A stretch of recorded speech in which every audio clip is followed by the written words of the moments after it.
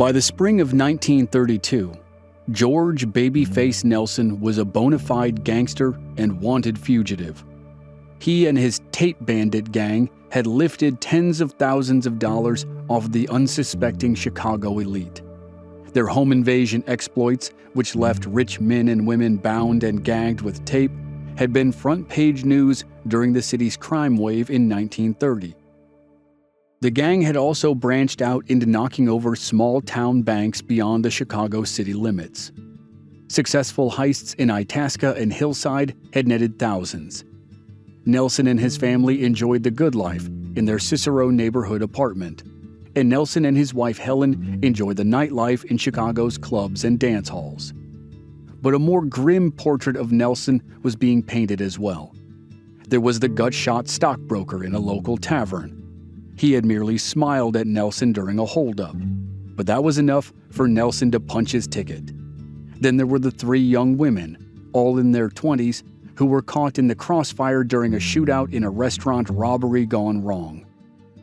Nelson had yet to be connected to those crimes by the police or the press, but people in the underworld began to hear whispers. That kid whom everyone called Jimmy was a wild card. He was dangerous. When the law did catch up with Nelson, it was only for the bloodless robberies and home invasions. He was convicted of 2 crimes and was looking at a maximum sentence of life plus 20 years. But after almost a year in prison, the 23-year-old Nelson decided he'd had enough. While being delivered back to Joliet State Prison after sentencing for a bank robbery in the town of Itasca, Nelson escaped. Somehow, someone had slipped the felon a pistol. He used it to threaten his prison guard escort and disappeared during transfer. The authorities searched the city for him, but Nelson eluded them long enough to put a plan into place. He headed west to Reno, Nevada. There he hoped to drop some names, earn some introductions, and get back to work. For more than a year, Nelson called the West his home, working in Reno and the San Francisco Bay Area. Nelson proved himself to be a competent criminal, just like his Chicago connections had promised. He would partner with men like John Paul Chase and Fatso Negri, who would remain his associates for the rest of his short and wild life. And he would also meet notorious outlaw Alvin "Creepy" Karpis, whose gang would succeed Nelson's as the most wanted in the nation. The true beginning of the Babyface Nelson legend was on its way.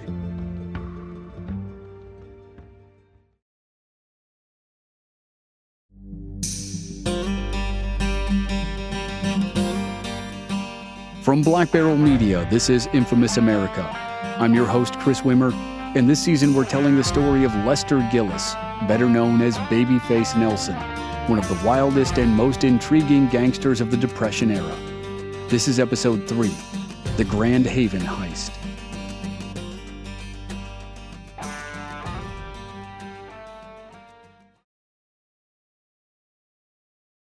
Babyface Nelson was distraught that he had been forced to leave the Chicago area without his wife and 2 children. But after his escape, he knew the authorities would be watching his home and the homes of his mother and sisters. It was just too risky to stay in the city, let alone to maintain contact. His success at evading the authorities in the weeks following his escape was a testament to the connections he had forged in the criminal underworld and the reputation he had built. His associates were more than happy to reach out to their out-of-town friends for one of their own, who had proved he wasn't a rat. One of them made a call to people in Reno to tell them that a solid fella named Jimmy was headed their way. The city of Reno sits on the border of Nevada and California. The state line is just 10 miles from the city's downtown area. The population had grown by 50% in the 1920s and continued to grow as the Great Depression rolled on. By the time Nelson got off a train there in the spring of 1932, about 20,000 people called Reno home. Of course, many of them didn't stay long. Decades later, another Nevada location, Las Vegas, would become synonymous with spontaneous weddings. But Reno in the 1930s was famous for the opposite: divorces. Contrary to most of the United States, Nevada had adopted very relaxed laws on ending a marriage. After living there for just 6 weeks, an unhappy couple could file for a divorce with almost no questions asked. Nevada had also taken a very progressive approach to another American institution that the rest of the country openly frowned on: gambling. The state had legalized gambling the year before Nelson arrived.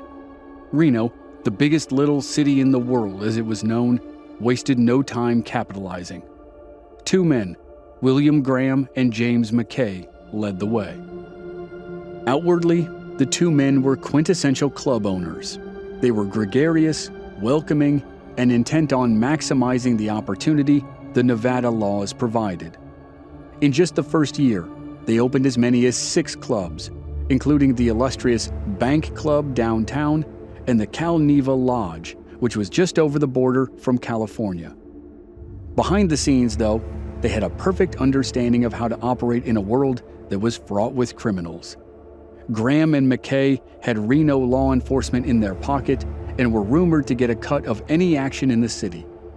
If an out-of-towner came to Reno and tried to set up shop without clearing it with Graham and McKay, they did so at their own peril.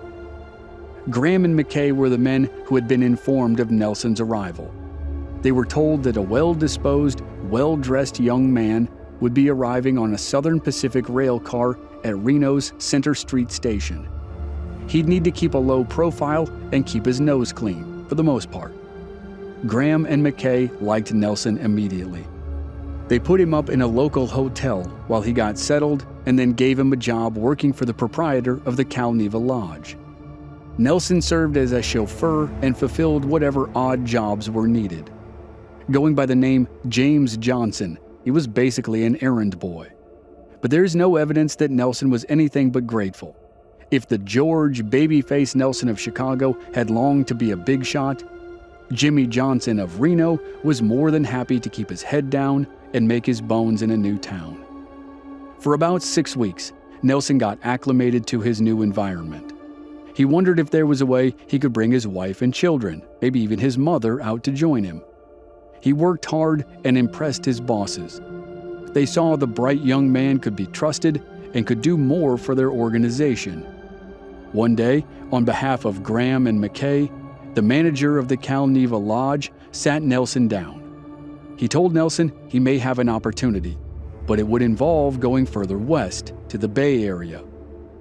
The new job had some risks and some requirements. He asked if Nelson was any kind of driver. That was a yes.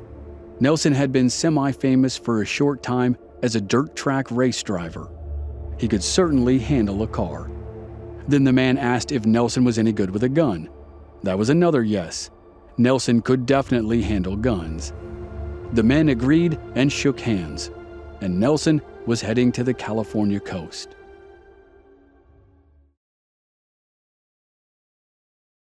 Nelson's next stop was Sausalito, California, and his next employer was famed rum runner George Parenti.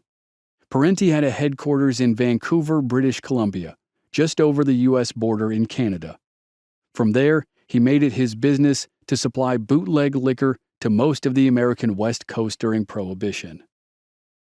The U.S. government was committed to stopping Parenti's illegal shipments. They had indicted him twice.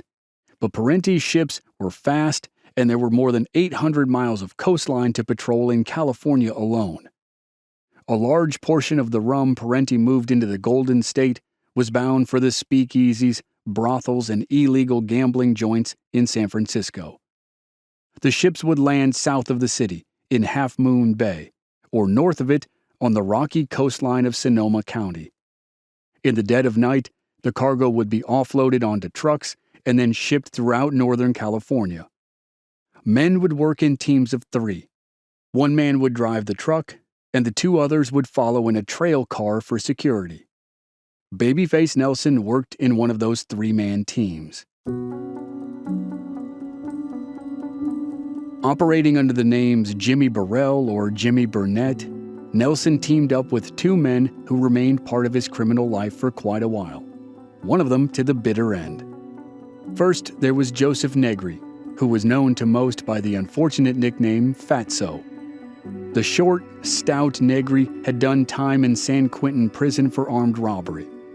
Like Nelson, Negri had tried going straight after 4 years behind bars, but he eventually quit trying and returned to a life of crime. Negri drove the truck. John Paul Chase had worked as a machinist for the railroads, been a chauffeur for an archbishop in San Francisco, and had even sailed to Asia and worked there for a time. About a year before Nelson's arrival, Chase had settled into full-time work with Parenti's outfit. He was tall and handsome and a loyal soldier, but generally regarded as being a bit dim-witted. Chase was one of the first people whom Nelson met in California, and they bonded immediately. Chase knew San Francisco well and showed Nelson the town. Chase was one of the very few people to whom Nelson revealed his true identity and past exploits. Whether it was out of friendship, fear, or reverence, Chase kept his mouth shut about his partner being an escaped bank robber of some repute. The pair were assigned to follow Negri in an inconspicuous car and deal with anything that impeded Parenti's shipments. For the most part, Nelson, Negri, and Chase's liquor runs through the Bay Area proved uneventful. There are no police records for Nelson during his brief bootlegging era on the coast, and few stories from the time have become part of Nelson's legend. He made roughly $300 a week and lived rather quietly. After a short time, Nelson bought a new car and moved into a larger apartment just a few blocks from the water in Sausalito. Nelson decided that he had gone long enough without seeing his family. He had left Chicago more than 6 months earlier. The authorities had probably watched his family's home for some time after his escape and disappearance. However, Nelson felt enough time had passed so that his wife and daughter could leave on a long trip without raising suspicion. They joined him in his apartment in the late summer of 1932, but their time in Sausalito would be short. Sometime in October, the San Francisco police began sniffing around Parenti's outfit after receiving a report that one of the bootlegger's drivers might be a wanted fugitive. Fatso Negri had an idea why. While flipping through a detective magazine, Negri had come across a mugshot that he was certain was his pal Jimmy. Except the name of the wanted man was Lester Gillis, also known as George Nelson, nicknamed Babyface Nelson. Negri called John Paul Chase and pressed him about what he knew. Chase played dumb, and Negri didn't get a chance to ask Nelson himself. As soon as Nelson heard about the magazine, he and his family bid farewell to California and headed east back to Reno, Nevada.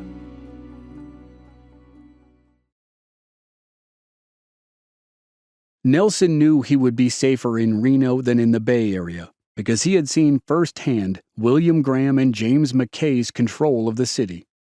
If anyone in Reno saw Nelson's mugshot and went to the police, the cops wouldn't make a move without the approval of the city's foremost criminal czars. Nelson also knew he would have a job. Graham was thrilled to have the street-smart young man back in his ranks. On the payroll books, Nelson was employed as Graham's chauffeur, but in reality, he was a great deal more. He could be found on casino floors, glad-handing gamblers and providing another pair of watchful eyes. Nelson looked for cheaters, whether they were playing cards or dealing them. He quickly established himself as one of Graham's most respected lieutenants. Nelson also proved invaluable because of where he came from and who he knew. Many of Chicago's most notorious underworld operators spent time in Reno, lured by the promise of legal gambling. Nelson knew who to roll out the red carpet for and who to keep an eye on. In 1932, one of those infamous men came to town and permanently altered the trajectory of Nelson's criminal career. Alvin Francis Karpis was born in Canada, but grew up in Chicago, not far from the neighborhood that Nelson called home. Nelson and Karpis knew many of the same people in Chicago, but they had never crossed paths, at least not until Karpis and his associates rolled into one of William Graham's clubs in Reno. Although only 1 year older than Nelson, Karpis already enjoyed a status in the criminal underworld that Nelson had yet to achieve. Karpis was part of an outfit that would become known as the Karpis Barker Gang. Through the years, dozens of different criminals would operate with the gang, but at its core, it was Karpis and various members of the Barker family.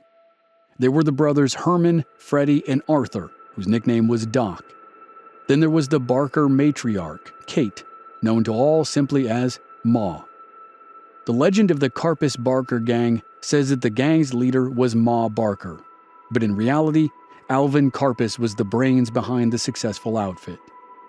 The Karpis Barker gang called St. Paul, Minnesota home, a place that Karpis described as a crook's haven. But they had been busy out on the road for the previous 2 years. They had teamed up with other infamous criminals such as Harvey Bailey, known as the Dean of American Bank Robbers, and Frank Nash. They had robbed banks, gas stations, and jewelry stores in half a dozen states from Oklahoma to North Dakota. Their hauls totaled hundreds of thousands of dollars. But they weren't wanted for robbery alone. Karpis and Fred Barker had gunned down a sheriff in Missouri in late 1931. A year later, they added to their death toll when police arrived as the Karpis Barker gang was robbing the Third Midwestern National Bank in Minneapolis. The shootout that ensued left 3 people dead, 2 of whom were police officers. The gang had fled west to Reno to take advantage of the city's reputation as a safe haven for criminals who wished to lay low. And that was how Alvin Creepy Karpis met George Babyface Nelson. Karpis and Nelson shared a mutual respect, and that led to a strong friendship between the 2 wanted men. In a memoir he would pen decades later, Karpis wrote, "I met one kid whose company I enjoyed, a sharp young man with a teenager's face and good taste in clothes. I used to go to his place and have meals with him and his wife. They were a pleasant family." But Karpis and Nelson shared more than Sunday dinners. They shared knowledge and connections. Nelson was eager to partner with the more experienced Karpis. Nelson believed that together they could knock over any bank in the country. However, Karpis had no plans to break up the good thing he had going with the Barker family. Nelson knew that the core gang had, from time to time, added a variety of other criminals to its ranks. He pressed Karpis about joining the gang, but Karpis resisted. Some reports say that it was because Karpis had heard of Nelson's reputation as a hothead. But it's also probable that Karpis knew he needed to keep the gang's roster as small as possible for what they had planned next. Karpis didn't share details of the gang's next move, but he did share some suggestions and a name. He told Nelson that if Nelson was going to get back into the bank heist game, he needed to add some experience to his crew.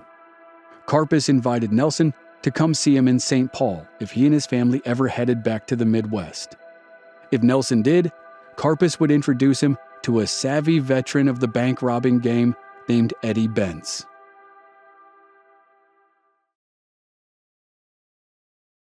By early spring of 1933, Nelson had decided it was time to make another move. Reno had been a welcome change, not only for Nelson but his family. He enjoyed working for the Reno gambling czar William Graham. Nelson respected the man like a father, and Graham returned the youngster's fondness. But it was time to go home. The farewell was bittersweet, but Graham made sure Nelson knew he was always welcome out west. Nelson vowed to help Graham whenever and however he could, and that vow would be tested in the years to come. But by mid-April, Nelson was settling into his new home in St. Paul, Minnesota. It was about a 7-hour drive to Chicago, which was perfect for Nelson.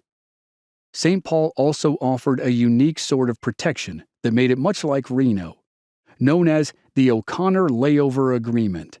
St. Paul unofficially allowed and welcomed criminals of all kinds to its city. The agreement was named after John O'Connor, a police chief from the early 1900s.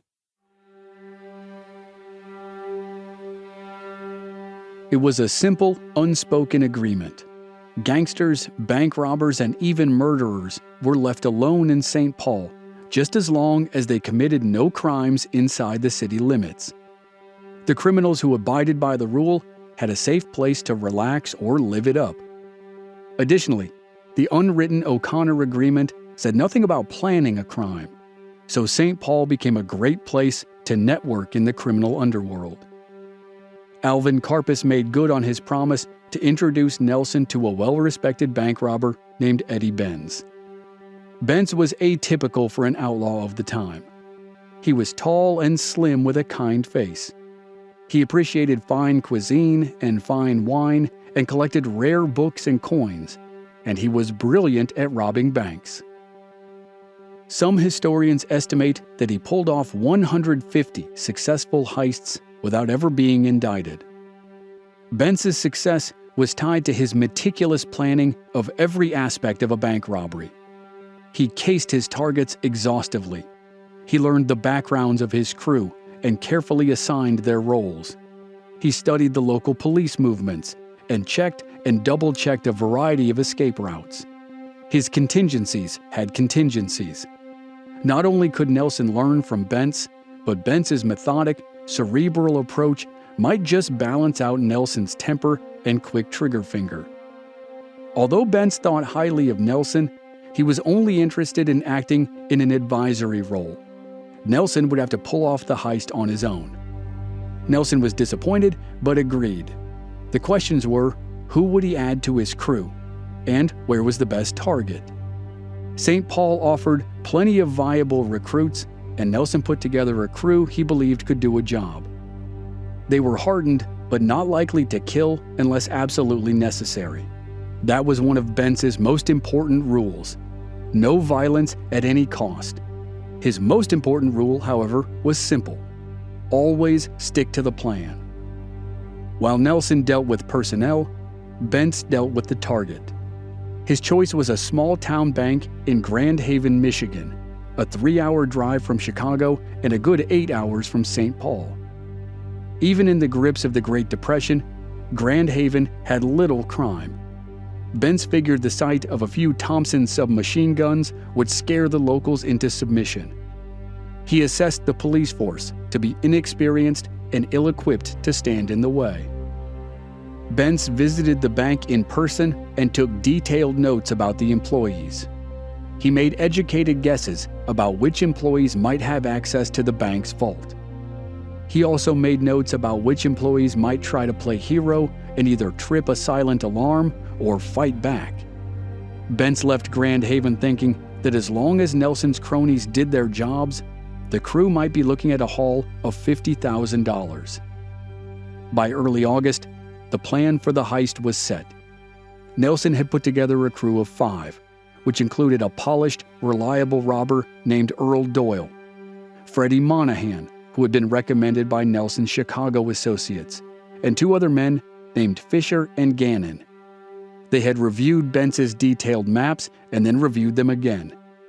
Nelson had gathered an arsenal of weapons, including pistols, shotguns, and 2 machine guns. Other gang members had stolen a fast car, a 1932 Ford sedan, and a set of out-of-state plates. They were ready, but just a few days before the heist, Nelson pressured Benz into making a fateful decision. Nelson confided that he was sure something would go wrong if Benz didn't come along.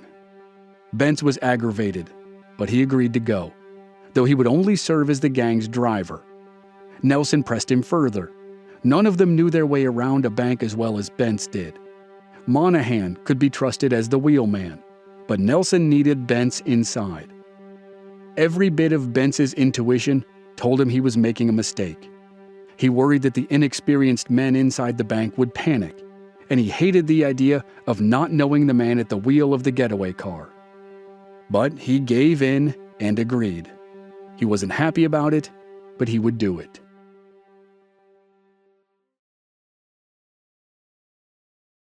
Eddie Benz walked through the front doors of the People's Savings Bank of Grand Haven just before 3 p.m. on Friday, August 18, 1933, and went directly to the head cashier's office. He was followed by Nelson, who was carrying a picnic basket. Nelson leisurely made his way to the only remaining teller on duty. The bank was about to close, and most of the employees were finishing their final tasks before they locked up for the weekend. Doyle, Fisher, and Gannon had lingered for just a moment in front of the furniture store next to the bank. Then, one by one, they entered the bank. Doyle headed for the rear entrance, while Fisher and Gannon stayed by the front door. Nelson reached into his pocket, pulled out a $20 bill, and laid it in front of the teller. He asked for 2 rolls of nickels.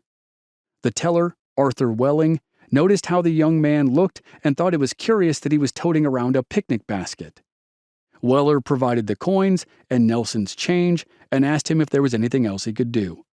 Nelson then asked for 2 rolls of dimes.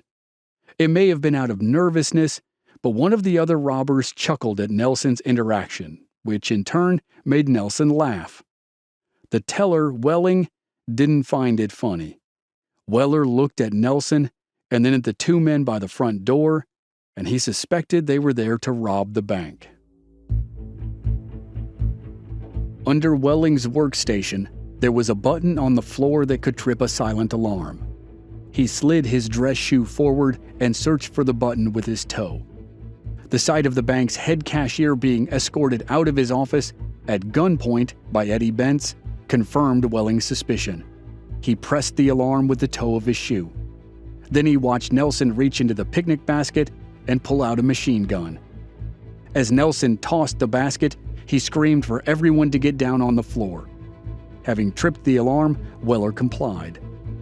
Bentz announced that they were robbing the bank, and that as long as no one tried to be a hero, everyone would leave with their lives. Gannon ushered everyone left in the bank behind the teller windows.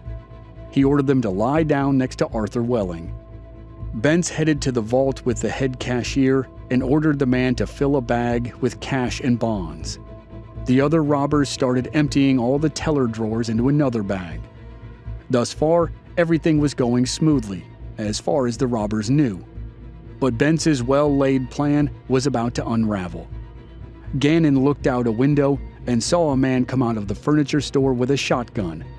He was waving and shouting at another man across the street.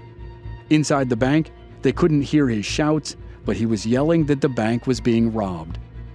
The silent alarm was wired to go off at the Grand Haven police station, but it was also wired to go off at the furniture store. The owner was yelling at people on the streets to grab their guns. Gannon ran over to his compatriots and told them what he saw. Bentz and Nelson conferred. They realized an alarm must have been tripped and it was time to go.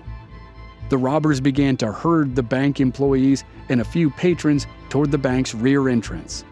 The plan was to use them as human shields if local citizens began shooting. Bentz had planned for this. He had instructed Monahan to park where he could see both doors to the bank so that he could make the pickup wherever was needed. In the car, they had a map with several escape routes and plenty of extra ammunition if the police and townspeople wanted to have a shootout in the middle of downtown Grand Haven. But what Bentz didn't know was that their wheelman Monahan had panicked at the first sign of trouble. The crew's well-stocked getaway car was long gone. If there was any hope to avoid violence, it vanished with Freddie Monahan. There was about to be a gun battle in downtown Grand Haven.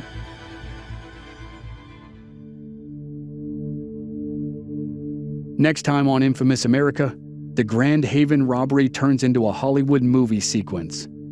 In the aftermath, Babyface Nelson searches for new gang members, and as fate would have it, he teams up with arguably the most famous American outlaw of the 20th century, John Dillinger. That's next week on Infamous America.